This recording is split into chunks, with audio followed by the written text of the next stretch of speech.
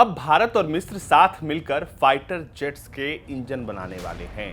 जी हां, ये एक बहुत बड़ी खबर है। और आखिर ये सब कुछ कैसे होगा, इसके लिए आपको ये पूरी खबर देखनी पड़ेगी।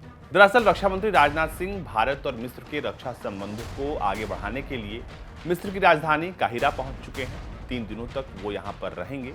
भारत और मिस्र रक्षा संबंध आज के नहीं है, बल्कि 5 दशक के पुराने हैं। ये बात तब की है जब भारतीय वायुसेना की टीम साल 1960 के दशक में काहिरा गई थी। ये टीम यहाँ पर फाइटर जेट के लिए अहम टेक्नोलॉजी के मकसद से पहुंची थी।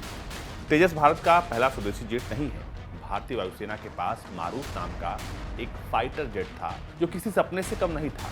इस फाइटर जेट और भविष्य के लिए मिस्र भारत की मदद करता, उससे पहले ही इजराइल की वायुसेना ने उस सपने को तोड़ दिया था। लेकिन अब ये सपना पूरा होने वाला है। हुआ कुछ यूं था कि साल 1967 में अरब और इजराइल के बीच युद्ध जारी था। इस युद्ध में मिस्र के 4 मिराज 3, 2 बॉम्बर, 3 मिग-17 को इजराइल पर हमले के लिए रेडी रखा गया था। 5 जून 1967 को मिस्र की वायुसेना को इजरायली वायुसेना के अफसर जैकब याक नेवो की वजह से खासा नुकसान झेलना पड़ा था। भारतीय वायुसेना के अफसर ग्रुप कैप्टन कपिल भार्गव ने इस पूरे हादसे को देखा था। उनके साथ उस समय HAL के जो टेक्नीशियंस थे वो भी मौजूद थे। आपको बता दें कि तब ये सब कुछ पूरा नहीं हो पाया। ग्रुप कैप्टन भार्गव मिस्र की उन कोशिशों में शामिल थे जिसके तहत जर्मन डिजाइन वाला जेट हेलवान HA-300 को तैयार किया जाना था। इस जेट को बनाने में भारत की तरफ से आर्थिक मदद की जा रही थी। भारत को उम्मीद थी कि इस जेट का इंजन सुपरसोनिक HF-24 मारूत में भी प्रयोग हो सकता है। इस घटना के बाद भारत और इजिप्ट का वो सपना टूट गया और इजराइल की वायुसेना ने इस सपने को तोड़ दिया था। मिस्र के तत्कालीन राष्ट्रपति जमाल अब्दुल नसीर ने फैसला किया कि उनकी सेना के पास सही टेक्नोलॉजी नहीं है। ऐसे में उन्होंने सोवियत संघ की मदद लेने के बारे में सोचा। आपको बता दें कि उस समय भारत ने जैसा सोचा था, प्लान उस तरह से आगे नहीं बढ़ पाया। लेकिन कुछ ही समय बाद समस्याएं दूर हो गई। इसके बाद ग्रुप कैप्टन भार्गव ने अक्टूबर 1964 में हेलवान में उसकी पहली उड़ान भरी। इसके 1 साल 6 दिनों तक जंग चलती रही। इंजीनियर्स जिन्होंने E-300 इंजन पर काम किया, उनको इजराइल की इंटेलिजेंस एजेंसी मोसाद ने निशाना बनाया। वो बचकर भाग गए, लेकिन ये जो सपना था भारत का, वो टूट गया था। इसके बाद 4 प्रोटोटाइप E-300 इंजन तैयार किए गए। इन्हें कई घंटे तक टेस्ट से गुजारा गया। कुछ एयर टेस्टिंग भी हुई। जैसे तैसे प्रोजेक्ट आगे बढ़ता गया। भारत को समझ आ गया था कि मिस्र मारूत को खरीदना नहीं चाहता।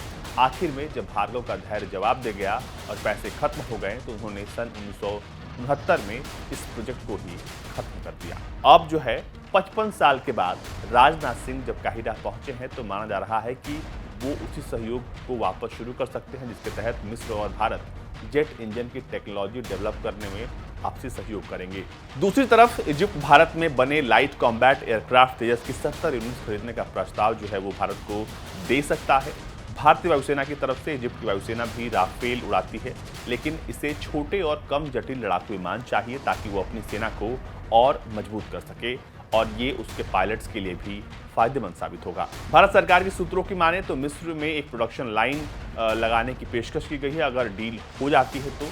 और जो प्रोडक्शन लाइन जो है वो मिस्र में होगी। दूसरी ओर मिस्र भारत में बने missile system, advance light helicopters और लाइट कॉम्बैट हेलीकॉप्टर्स में इंटरेस्ट रखता है। राजनाथ सिंह जब काहिरा पहुंचे तो उन्होंने अपने समकक्ष जनरल मोहम्मद जाकी से मुलाकात की और आपको बता दें कि उन्होंने बातचीत की।